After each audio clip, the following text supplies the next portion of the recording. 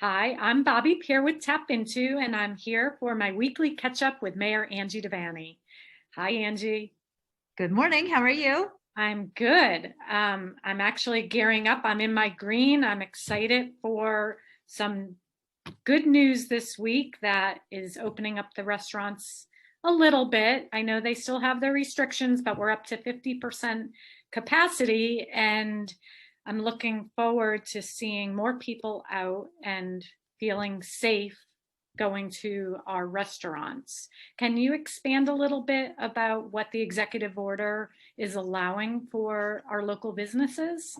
Right. So indoor businesses went from 35 or will go a week from today at 6 a.m. They'll go from 35% to 50% capacity.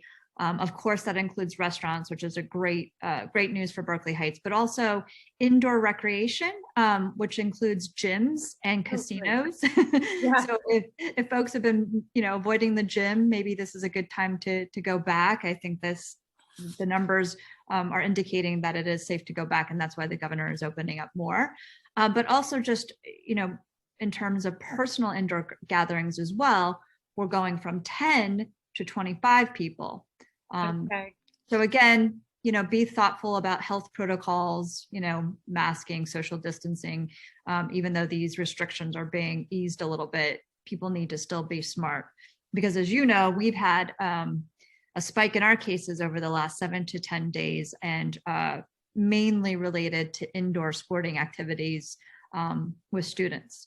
Okay. And is it across the board in ages? I mean, I do see your daily reports, and the numbers seem to be like the middle school, high school age group.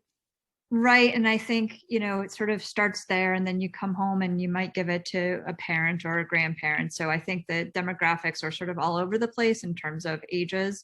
There's been some elementary school types of cases, certainly some middle school types of cases, and at the high school as well. But if you look at the age groups, it looks like families, and then the families get it, and that's sort of indicated in the numbers as well.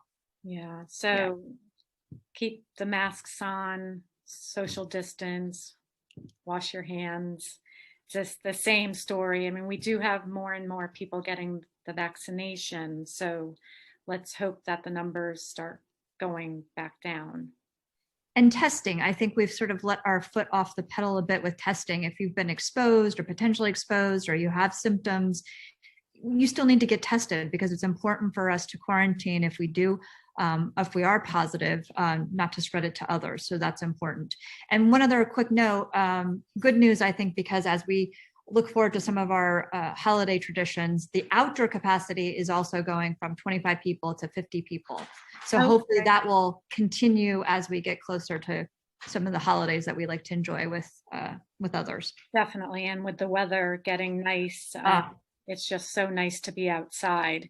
I do want to give some shout outs to the local restaurants that may be having specials for St. Patrick's Day. I do know that Goodman's is going to have 2 local bagpipers at their restaurant. So when people come to pick up their takeout, they'll be entertained by those guests. And I'm sure Delicious Heights and DeMayo's and other restaurants in the area will be having specials as well. So try to support local when you can, because we all need to work together to make each other get through this horrible time.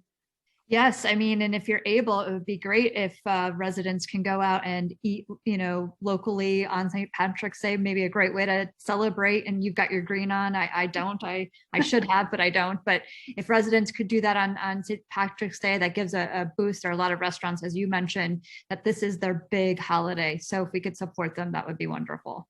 That's great. Well, thank you, Angie, and we'll get together next week. Great to see you again.